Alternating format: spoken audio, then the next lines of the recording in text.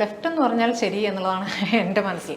അപ്പോൾ എപ്പോഴും എന്താ പറയുക, ഈ പറഞ്ഞ ഇരകൾക്കൊപ്പം അല്ലെങ്കിൽ ചൂഷണം ചെയ്യുന്നവർക്കൊപ്പം നിൽക്കുക എന്നുള്ളതാണ്. അത് പലപ്പോഴും ഈ പറയുന്ന സോക്കോൾ പാർട്ടീസ് അങ്ങനെ ആയിരിക്കണമെന്നില്ല. അവർ ലെഫ്റ്റ് എന്ന് പറയുമ്പോഴും ഇപ്പം നമുക്കറിയാം, വി.ഡി. സതീശൻ പലപ്പോഴും പറഞ്ഞിട്ടേ യഥാർത്ഥ ഇടതുപക്ഷം ഞങ്ങളാണ്.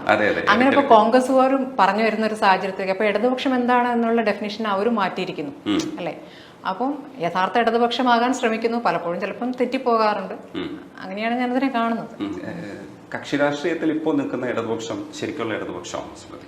അല്ല, ചില കാര്യങ്ങളിലൊക്കെ അവർ തന്നെയാണ് ശരിയെന്ന് തോന്നാറുണ്ട്. പക്ഷെ എല്ലാ കാര്യങ്ങളിലും അല്ല, പലപ്പോഴും അങ്ങനെയല്ല. ഇടതുപക്ഷ നിലപാടിൽ നിന്ന് വിട്ടുപോകാറുണ്ട്. ആ സമയങ്ങളിലാണ് നമ്മളത് ചർച്ച ചെയ്യുകയും നിങ്ങളിപ്പോൾ ഇടതുപക്ഷമാണോ എന്ന് ചോദ്യം ഉന്നയിക്കുകയും ചെയ്യുന്നത്. അപ്പോഴാണ് നിങ്ങൾ കോൺഗ്രസ്സുകാരിയാണെന്നുള്ള മറുവാദം അവിടെ നിന്ന് ഇങ്ങോട്ട് വരുന്നത്. അതൊക്കെ ഒരു ചർച്ചയുടെ ഭാഗമായിട്ടേ അതിനെ കാണുന്നുള്ളൂ.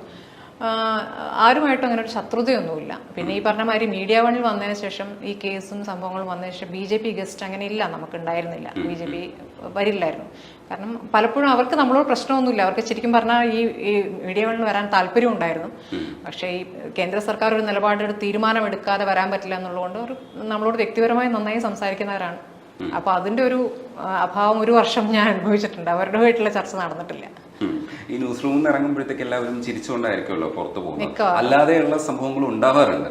മനസ്സിനെ വേദനിപ്പിച്ച് അങ്ങനെയൊക്കെയുള്ള സംഭവങ്ങളുണ്ട്. മനസ്സിനെ വേദനിപ്പിച്ചെന്നല്ല, ചിലപ്പോൾ നമ്മൾ അത്ഭുതപ്പെട്ടു പോകും, എന്തിനാണ് ഇയാൾ ഇത്രയും ദേഷ്യപ്പെട്ടു പോയത്. ചിലർ ഈ പറഞ്ഞ ഒരു ചർച്ചയുടെ പകുതിയിൽ നിന്ന് മൈക്കൂരി എറിഞ്ഞൊക്കെ പോയിട്ടുണ്ട്. പിന്നെ വ്യക്തിപരമായിട്ട് ആരുമായിട്ട് അങ്ങനെ ഒരു വലിയ എന്താ പറയുക, തീരെ മിണ്ടാൻ പറ്റാത്തൊരു സാഹചര്യം ഉണ്ടായിട്ടില്ല. പലപ്പോഴും അവിടെ നിന്ന് ബഹളം വെച്ച് പോകുന്നവർ പിന്നെ അത് കഴിഞ്ഞ് മൈക്ക് ഓഫ് ചെയ്ത് ക്യാമറ ഓഫ് ആയി കഴിഞ്ഞാൽ അവിടുത്തെ തമാശ പറഞ്ഞിട്ടാണ് ഇറങ്ങി പോകാറ്.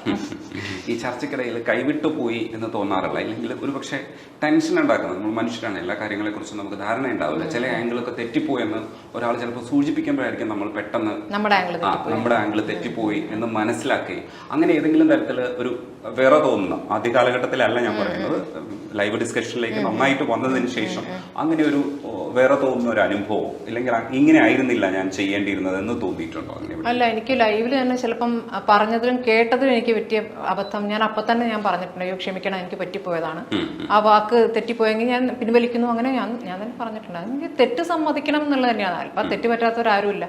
ചർച്ചയിൽ വരുന്നവരും ചിലപ്പോൾ ഉപയോഗിക്കുന്ന വാക്കുകൾ എന്നോടല്ല, എതിരാളികളോട് ഉപയോഗിക്കുന്ന വാക്കുകളൊക്കെ ചിലപ്പം അതിൻ്റെ പരിധിയൊക്കെ കടന്ന് വല്ലാത്ത എടോ പോടോ വിളികളിലേക്കൊക്കെ പോകുമ്പോൾ നമുക്ക് ടെൻഷനാവും. കാരണം അത് പരിഹരിച്ച് പോവുകയും വേണം, നമുക്ക് ഇവർ രണ്ടുപേരും ഇരുത്തുകയും വേണം, അതൊന്നും നന്നായി കൺക്ലൂഡ് ചെയ്യണമല്ലോ. അപ്പം ആ ഒരു സാഹചര്യം ചിലപ്പോൾ ബുദ്ധിമുട്ടുണ്ടാക്കാറുണ്ട്. ഈ മീഡിയ വണ്ണിൽ വെച്ചിട്ടാണല്ലോ ഒരു കേസുമായിട്ട് മുന്നോട്ട് പോകുന്നത്. മീഡിയ വൺ സഹായിച്ചിരുന്നു. ആ കേസുമായിട്ട് മുന്നോട്ട് പോവുകയും അത് ഇപ്പോൾ അതിൻ്റെ സ്റ്റേജ് എന്താണെന്ന് എനിക്കറിയില്ല. ആ അവസ്ഥയിലൂടെ പോകുന്ന സമയത്ത് ഇത് കേസ് കൊടുക്കണം എന്ന് തീരുമാനിക്കുമല്ലോ. തീരുമാനിച്ചു കഴിഞ്ഞാൽ പിന്നെ വിടില്ല